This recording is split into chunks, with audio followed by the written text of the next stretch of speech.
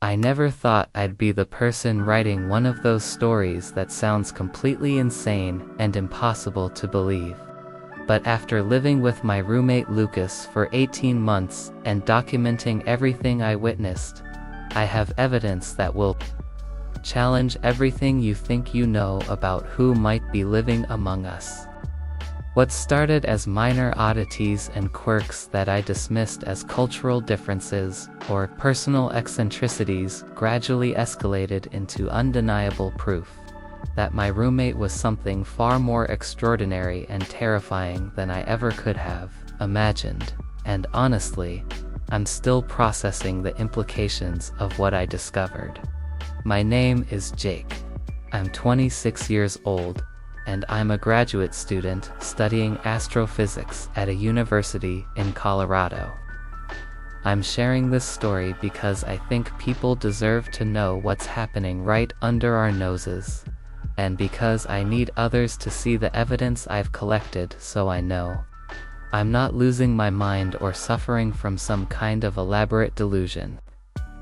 Everything I'm about to tell you is documented with photos, videos, audio recordings, and other proof that I've been carefully gathering for the past 8 months. Ever since I realized that something was seriously wrong with my living situation, I met Lucas through a roommate matching service when I was looking for someone to split the rent on a 2-bedroom apartment near campus. He seemed perfect. On paper, clean, quiet, responsible, and willing to pay his share of utilities and expenses without any drama or complications.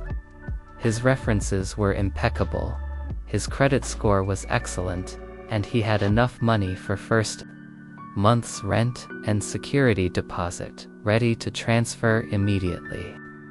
In a competitive rental market where good roommates are hard to find, Lucas felt like a stroke of incredible luck.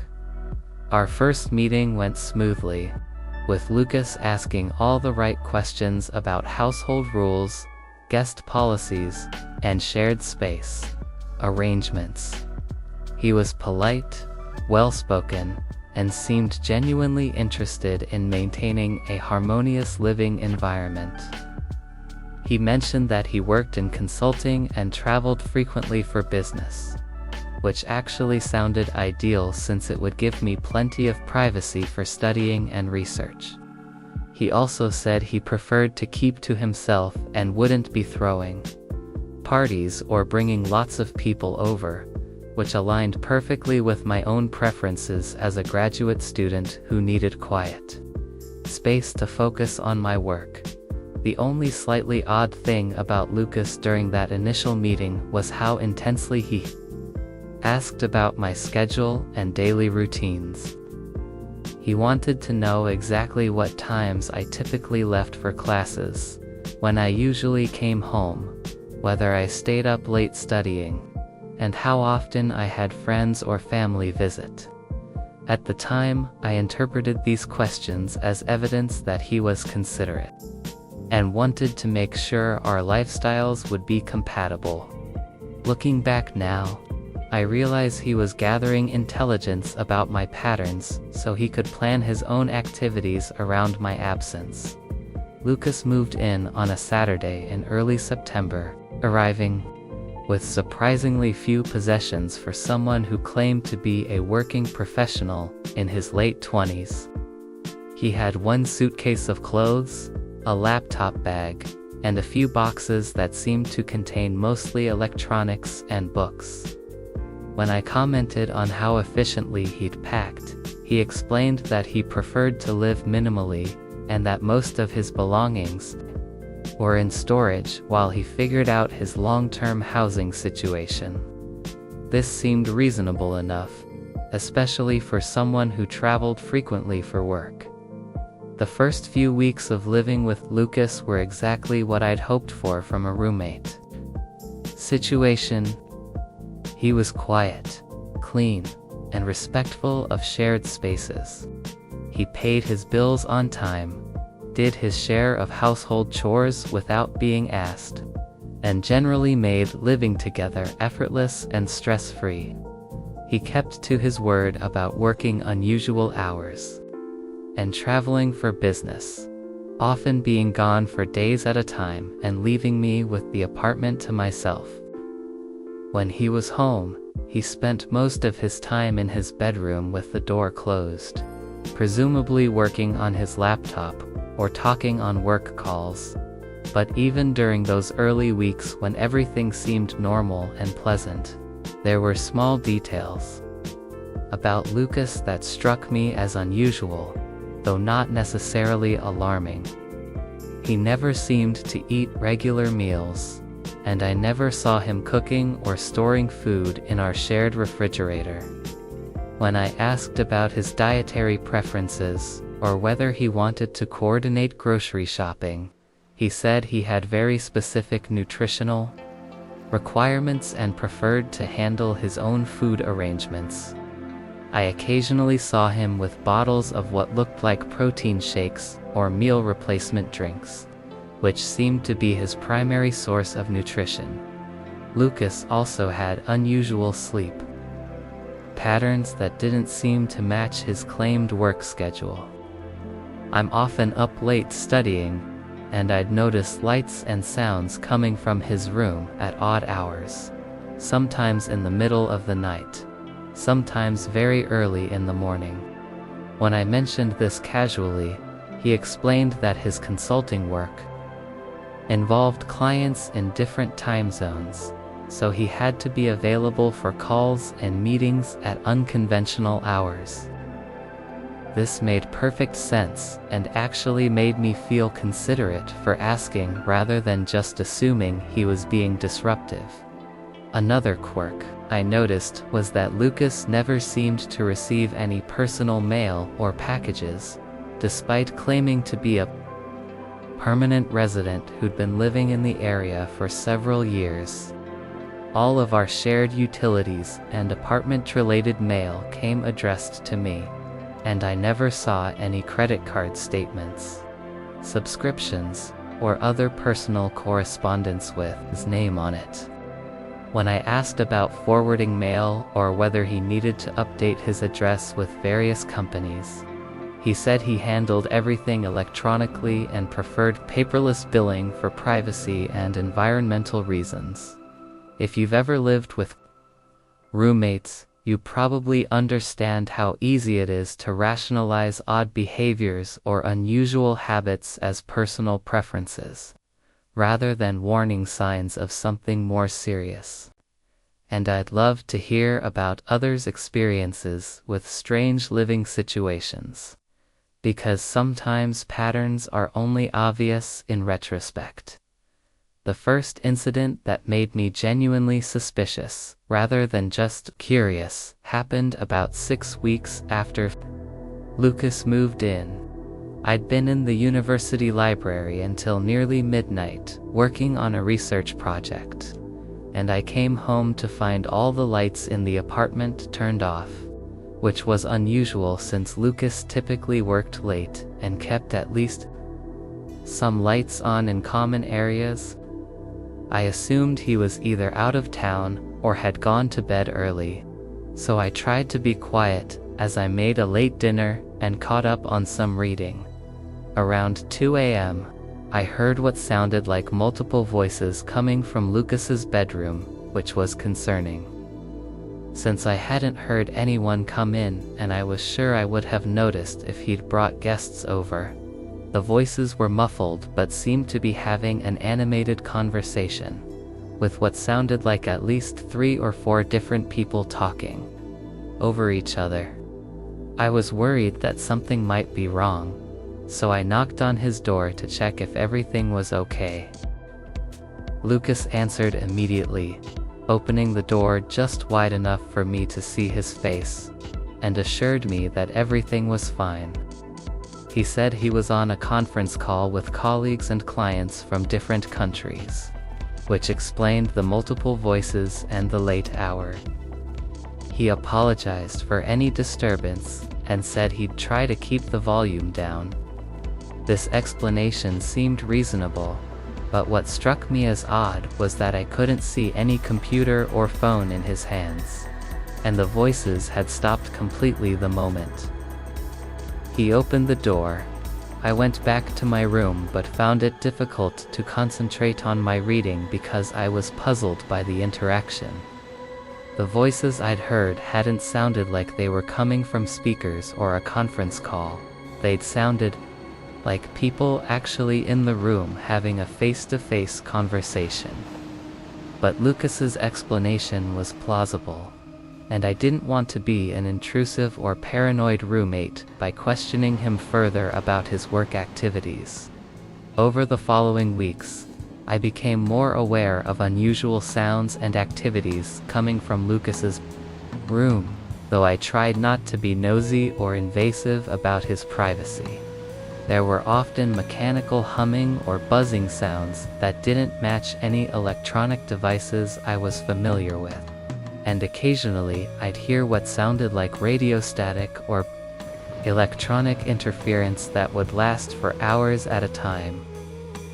When I asked Lucas about it casually, he said he worked with specialized communication equipment for his consulting business, and that some of the devices generated background noise that he'd learned to ignore. I also started noticing that Lucas had an unusual relationship with technology and electronic devices throughout our apartment. Lights would flicker when he entered rooms. Our Wi-Fi connection would become unstable or disconnected when he was home, and various appliances would behave strangely or malfunction temporarily. Our microwave clock would reset randomly.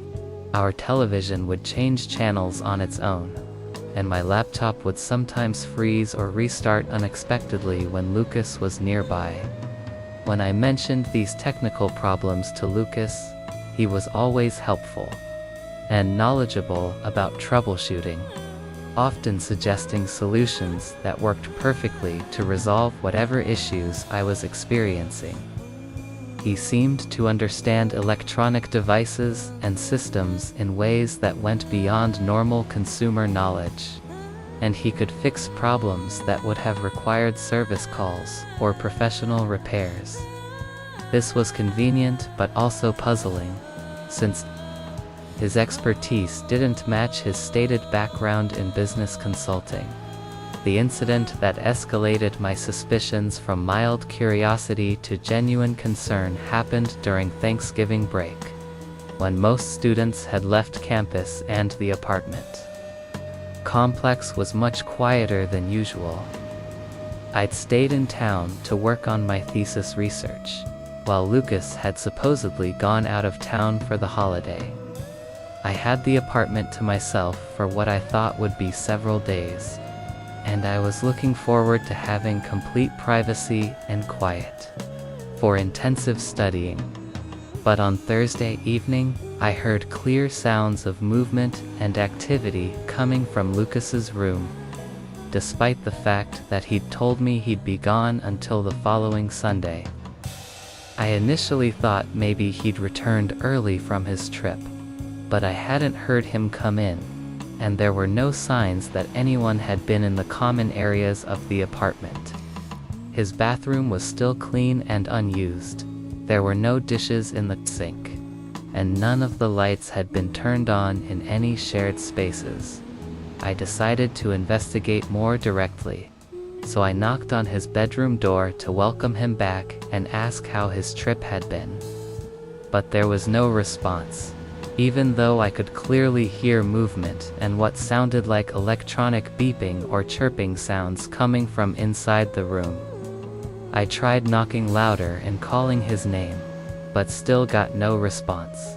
The sounds stopped completely, and the room became silent in a way that felt deliberate rather than natural. This was when I made the decision that would change everything about my living situation and my understanding of who Lucas really was. I decided to see if Lucas's bedroom door was locked, and when I tried the handle, it turned easily. I opened the door just a few inches, intending to peek inside and confirm that he wasn't actually home. But what I saw made absolutely no sense and challenged everything. I thought I knew about reality and who might be living in our apartment. The room was filled with equipment that I'd never seen before and that didn't match any technology I was familiar with from my physics background or general knowledge of electronics and computers. There were panels of lights and colors that seemed to shift and change in patterns. Devices with curved surfaces that appeared to be made from materials I couldn't identify. And cables or connections that seemed to pulse with some kind of energy or signal. The entire setup looked more like something from a science fiction movie than anything that should exist in a graduate student's apartment bedroom. But the most shocking discovery was a series of photographs and documents spread across what looked like a desk or workspace. And these photos were clearly surveillance images of me taken in various locations around campus, the apartment, and places I'd visited around town. There were pictures of me walking to classes, sitting in the library, buying groceries, and even sleeping in my own bedroom. The level of surveillance was comprehensive and invasive, documenting my daily routines and activities in detail that could only have been gathered through systematic observation over an extended period. I was so stunned by what I was seeing that I stood frozen in the doorway for several minutes, trying to process the implications of the equipment and surveillance materials I'd discovered. This wasn't just unusual behavior from an eccentric roommate. This was evidence of something far more serious and potentially dangerous that required immediate action and careful documentation. I quickly pulled out my phone and started taking photos of everything I could see in the room, focusing on the strange equipment, the surveillance photos, and various documents that appeared to contain detailed information about my personal life, schedule, and relationships. I was shaking as I documented the evidence, partly from adrenaline and partly from fear about what this discovery might mean for my safety and what Lucas might do if he realized I'd uncovered his secret activities. After taking dozens of photos, I carefully closed the door and returned to my own room to think about what I'd learned and what my next steps should be. I was dealing with evidence that my roommate was conducting sophisticated surveillance of my life using technology that seemed beyond anything available to normal civilians, and I had no idea what his motivations might be or whether I was in immediate danger from whatever he was involved in. I spent the rest of that night researching surveillance equipment and technology, trying to identify some of the devices I'd seen in Lucas's room. But most of what I'd photographed didn't match anything I could find in databases of commercial or military technology. And some of the equipment seemed to operate on principles that didn't align with my understanding of current scientific capabilities. The documents I'd seen were equally puzzling and concerning. In addition to the surveillance photos, there had been charts and graphs that appeared to track my physiological data, heart rate, sleep patterns, stress levels, and other biometric information that could only have been gathered through continuous monitoring. There were also what looked like psychological profiles and behavioral analysis reports that demonstrated an understanding of my personality, habits, and decision-making patterns that went far beyond casual observation. When Lucas returned to the apartment the following Sunday, his behavior was markedly different from his usual polite and distant demeanor. He seemed nervous and watchful, asking pointed questions about what I'd done while he was away and whether I'd had any visitors or unusual experiences. He paid particular attention to whether I'd noticed any problems with electronic devices or apartment systems, and he seemed to be evaluating my responses carefully rather than just making casual conversation. I tried to act normal and avoid giving any indication that I'd discovered his surveillance setup, but it was incredibly difficult to maintain the pretense of a normal roommate relationship while knowing what I knew about his activities. Every interaction felt loaded with subtext and potential danger, and I found myself constantly wondering what he knew about my discovery and what he might be planning in response over the next few weeks. I became hyper-vigilant about my and started documenting everything unusual that happened in or around our apartment. I set up my own discrete recording devices to capture evidence of Lucas's strange activities, and I began maintaining detailed logs of his schedule, behavior, and any technical anomalies that occurred when he was present. The evidence I gathered during this period was extensive and deeply disturbing. I recorded audio of the multiple voices and electronic sounds coming from his room, captured video of lights and electronic devices malfunctioning in his presence, and documented patterns of surveillance that suggested he was monitoring not just my activities within the apartment, but my movements and communications throughout my daily life. One of the most unsettling discoveries was that Lucas seemed to have access to information about my personal communications, academic work, and relationships that he couldn't have obtained through normal observation. He would make casual comments that referenced private conversations I'd had with friends and family, research projects I was working on that I'd never mentioned to him, and personal concerns or problems that I'd only discussed in private or written about in personal documents on my password-protected laptop. This suggested that his surveillance capabilities extended to electronic monitoring of my devices and communications, which raised serious questions about privacy violations and potentially illegal activities. But it also suggested access to technology and methods that seemed beyond what would be available to a typical private citizen, even one with substantial resources and technical expertise. The breakthrough in my investigation came when I managed to record a conversation that Lucas had in his room during one of his supposed business calls. Using a sensitive microphone and recording equipment I'd borrowed from the university's physics department, I was able to capture clear audio of what was actually being discussed during these late-night sessions that had been happening regularly.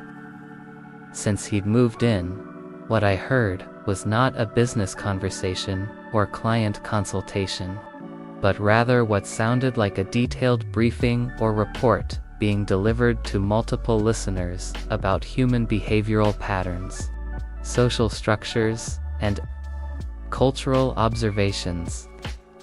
Lucas was speaking in a formal, analytical tone about subjects like human emotional responses, decision-making processes, and social relationship dynamics, as if he were providing research data to colleagues or supervisors who were studying these topics from an outside perspective.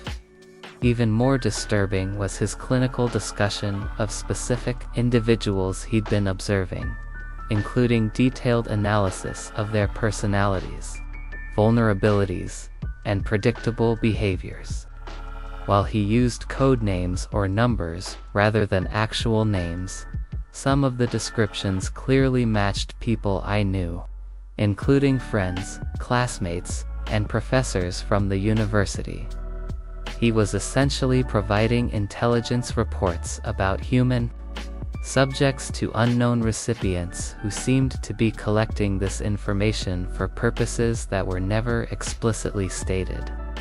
The language Lucas used during these conversations was precise and scientific, but it also had a detached, almost alien, quality that suggested he was observing human behavior from the perspective of an outsider studying a foreign species.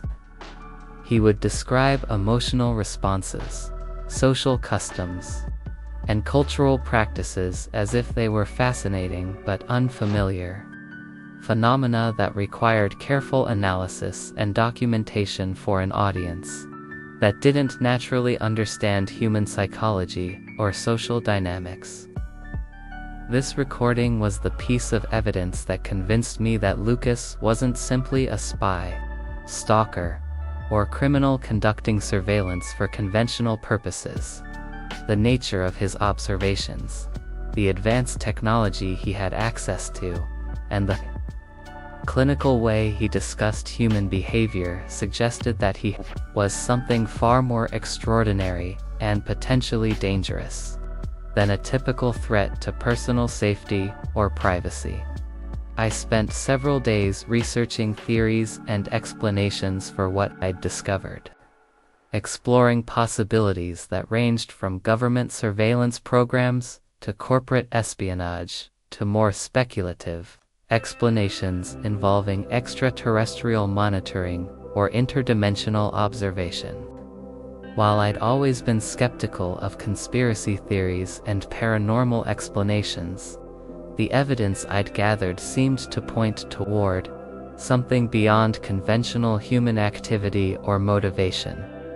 The decision to gather more definitive proof came when I realized that Lucas's behavior and capabilities were becoming more difficult to hide, and that whatever he was involved in might be approaching some kind of conclusion or transition phase. His activities were becoming more frequent and intensive. The electronic disturbances in our apartment were becoming more severe, and he seemed to be preparing for something that required increased surveillance and data collection. I used my knowledge of Lucas's schedule and travel patterns to plan a more comprehensive investigation of his room and activities. When he left for what he claimed would be a 3-day business trip, I immediately began a systematic documentation of everything in his bedroom, using professional photography equipment and measurement tools to create a complete record of the surveillance setup and unknown technology. I'd discovered what I found during this detailed investigation exceeded even my elevated expectations for strange and inexplicable evidence. In addition to the surveillance equipment and monitoring devices I'd seen before, there were storage systems that appeared to contain vast amounts of data about human subjects, communication devices that seemed designed for contact with remote locations or entities, and what appeared to be medical or scientific equipment designed for biological analysis and sample collection. Most disturbing were the detailed files about me personally, which included not just surveillance photos and behavioral analysis, but medical scans that appeared to show my internal physiology, genetic analysis that mapped my DNA structure, and psychological profiles that demonstrated understanding of my thoughts and motivations at a level that seemed impossible to achieve through external observation alone. The depth and accuracy of this personal information suggested monitoring methods that went far beyond conventional surveillance technology. I also found communication logs and reports that documented Lucas's activities with other subjects in different locations, suggesting that this wasn't an isolated operation, but rather part of a larger systematic study or monitoring program, involving multiple observers and numerous human subjects. The scope of the operation implied resources and coordination that would require significant organizational infrastructure, and technological capabilities. But the most conclusive evidence that Lucas wasn't human came when I discovered biological samples and analysis reports that appeared to be studies of his own physiology and genetic structure. The data showed DNA sequences that didn't match human genetic patterns, cellular structures that weren't consistent with human biology, and physiological capabilities that exceeded normal human parameters in areas like sensory perception, cognitive processing, and physical endurance. The scientific analysis was presented in detailed charts and graphs that compared Lucas's biological characteristics to normal human baselines, clearly identifying differences and capabilities that couldn't be explained by natural human variation or medical conditions. The reports read like xenobiological studies comparing alien physiology to human biology, documenting the methods and technologies required to maintain a convincing human appearance while possessing fundamentally different biological systems. This evidence finally provided a clear explanation for all the unusual behaviors and capabilities I'd observed in Lucas over the months we'd lived together.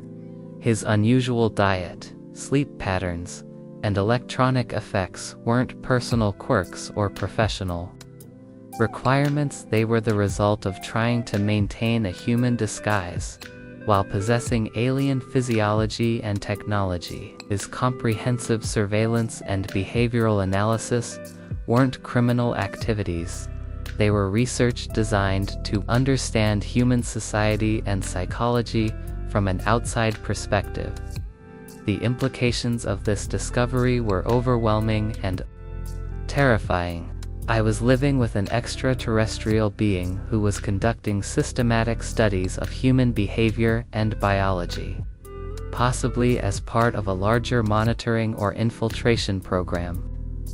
The level of surveillance and analysis I'd been subjected to suggested that I'd been selected as a research subject, and my daily life had been carefully observed and documented for purposes I couldn't fully understand. I realized that I was in potential danger, not just from Lucas personally, but from whatever larger organization or species he represented. If his mission was discovery and analysis, my accidental uncovering of his true nature could represent a significant threat to ongoing operations, and might require action to protect the secrecy of their presence on Earth. At the same time, I recognized that I possessed evidence of perhaps the most significant discovery in human history, proof of extraterrestrial life and ongoing alien contact with Earth. The documentation I'd gathered could revolutionize our understanding of our place in the universe and provide crucial information about potential threats or opportunities represented by alien contact. The decision about what to do with this information was complicated by questions about personal safety, global implications, and the possibility that government or military authorities might already be aware of alien presence and might view my discovery as a threat to national security rather than a valuable revelation about extraterrestrial contact. I decided to create multiple copies of all evidence and documentation, storing them in different locations and with different people who could ensure the information would be preserved and shared even if something happened to me. I also began researching contacts within the scientific community who might be able to analyze the evidence objectively and help determine the best way to reveal this information to the broader public. The confrontation with Lucas that I'd been dreading finally came when he returned from his supposed business trip, and immediately realized that his room had been searched and photographed. The changes in his behavior were immediate and dramatic. He became cold, calculating, and openly threatening in ways that confirmed my worst fears about the potential danger I was facing.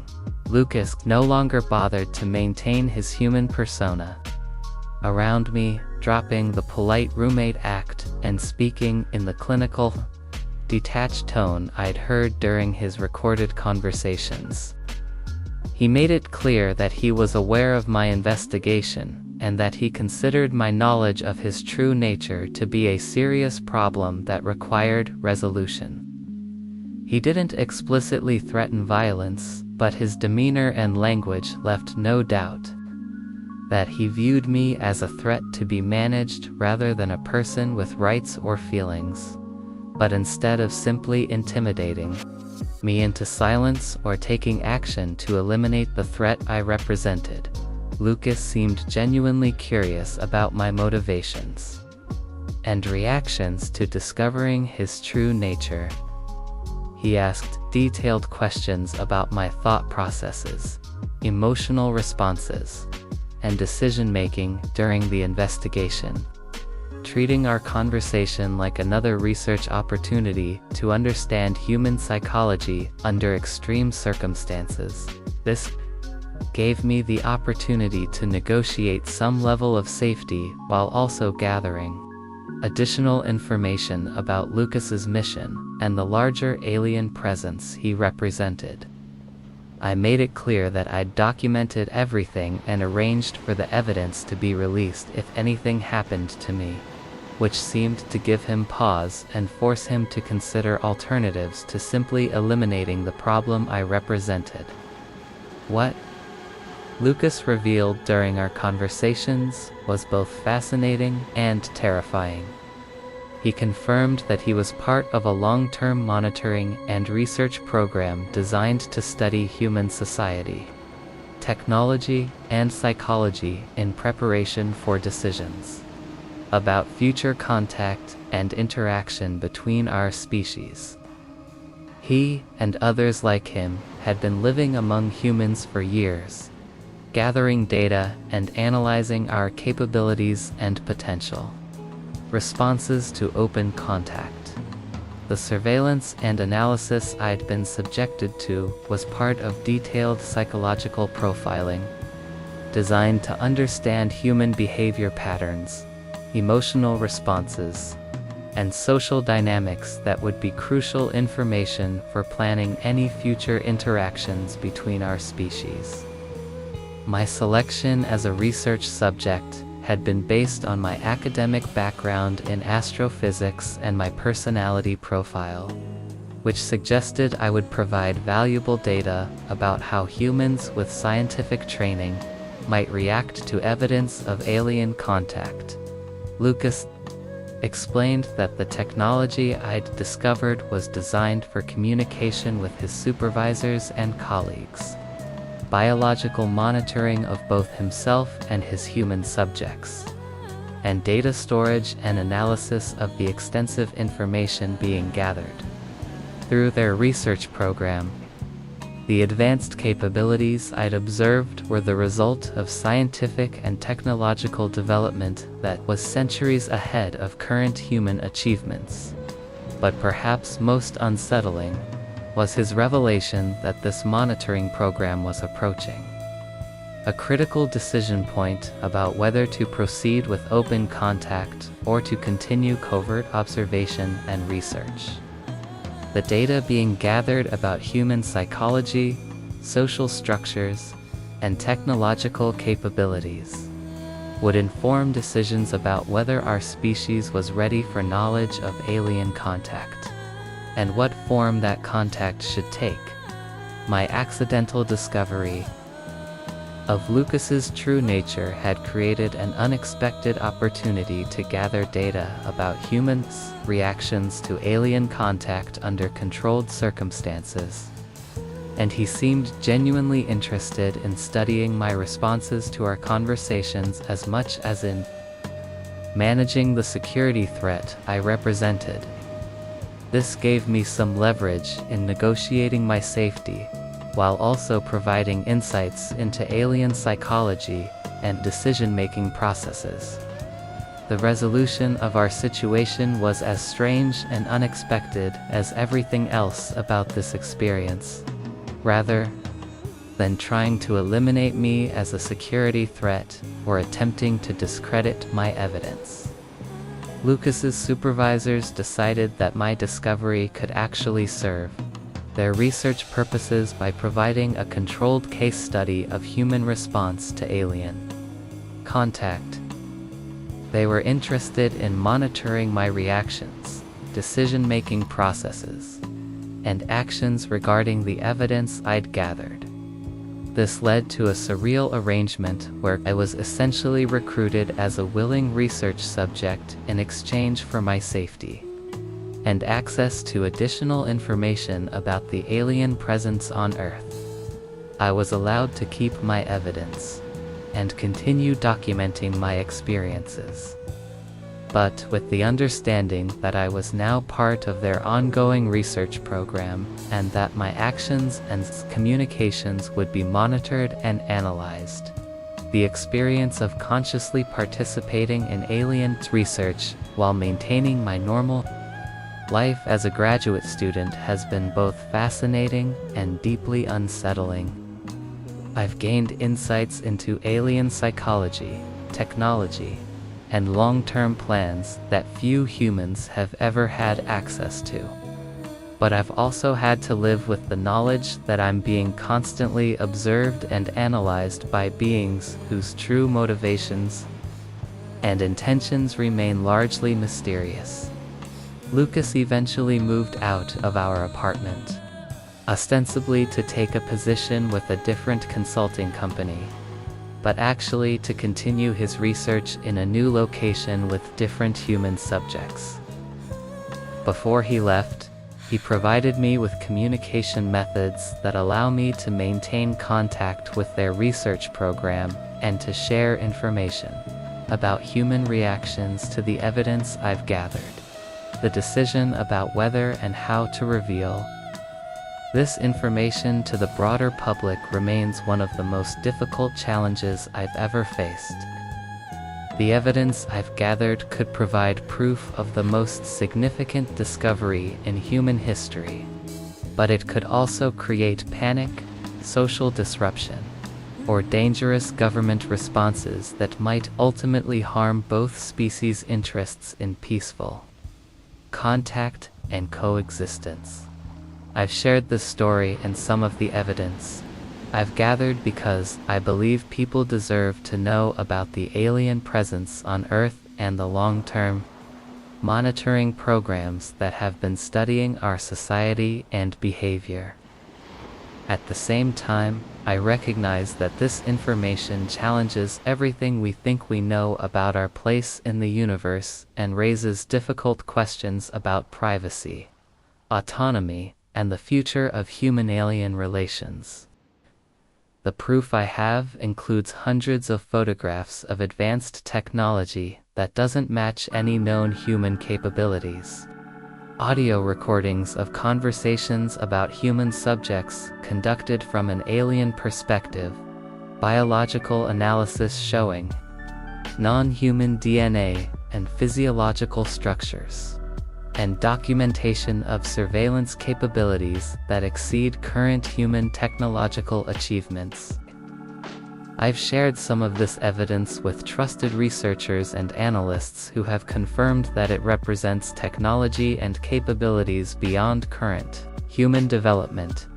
But perhaps the most compelling evidence is the ongoing communication I maintain with Lucas and his research program, which continues to provide insights into alien perspectives on human society, culture, and potential for future contact. These communications have revealed details about alien technology, society, and long-term plans that would be impossible to fabricate or imagine without genuine alien contact. The implications of alien presence on Earth and systematic monitoring of human society are enormous and far-reaching. It suggests that we're not alone in the universe, that other intelligent species have been aware of us for years, and that decisions about our future contact and relationship are being made based on research and analysis of our behavior, psychology, and technological development. This knowledge has changed my perspective on human society, scientific development, and our potential future in ways that are both exciting and terrifying. We're being evaluated and studied by beings with capabilities far beyond our own, and our actions and development as a species are being analyzed to determine our readiness for broader contact with galactic civilization. The experience has also raised personal questions about identity, privacy, and autonomy that I continue to struggle with. Being selected as a research subject and having my entire life monitored and analyzed has been invasive and disturbing. But it's also provided opportunities to contribute to one of the most important communications between species in human history. If you've made it through this entire story, you're probably wondering whether this is an elaborate work of fiction or a genuine account of alien contact and ongoing monitoring of human society. I understand the skepticism that extraordinary claims require extraordinary evidence, and I've tried to provide documentation and proof that supports the reality of what I've experienced. But ultimately, each person will have to evaluate the evidence and decide for themselves whether the alien presence on Earth is a reality we need to prepare for, or an imaginative story designed to entertain and provoke thought about our place in the universe. What I can say with certainty is that my life has been permanently changed by discovering that my roommate wasn't human, and that the implications of that discovery continue to shape my understanding of reality and our species' future. The monitoring and research programs continue, with beings like Lucas living among us and gathering data about our society, psychology, and technological development. Whether this represents an opportunity for beneficial contact and cooperation, or a potential threat to human autonomy and independence, remains to be seen. But the evidence suggests that these decisions are being made now based on data being gathered about our readiness for broader galactic contact. I hope that sharing this story and the evidence I've gathered will help prepare people for the possibility that we're not alone, and that contact with other intelligent species may be closer than we think. The universe is vast and filled with possibilities we're only beginning to understand, and our species' future may depend on how well we handle the revelation that we've been under observation and study by beings whose capabilities and intentions we're still learning to comprehend. The roommate who wasn't human taught me that reality is far stranger and more complex than we imagine, and that the most extraordinary discoveries often come from paying attention to the small details and unusual patterns that others might dismiss as coincidence or imagination. Sometimes the truth is hiding in plain sight, waiting for someone curious and persistent enough to uncover it, and brave enough to share what they've discovered.